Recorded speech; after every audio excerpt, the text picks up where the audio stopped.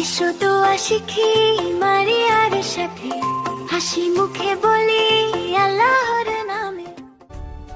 আমি আগে ঢুকবো না আমি আগে যাব?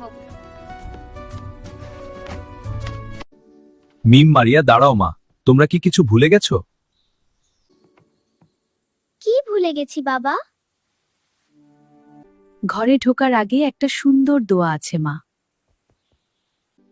আমরা আল্লাহর নামে ঘরে ঢুকি। সত্যি? তাহলে দরজারও দোয়া আছে?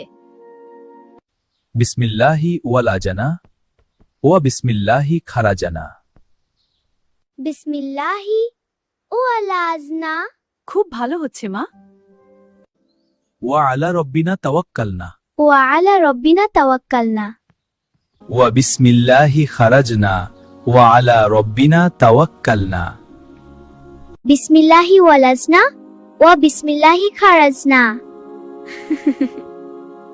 এর মানে আমরা আল্লাহর নাম নিয়ে ঘরে ঢুকি আর আল্লাহর উপর ভরসা করি।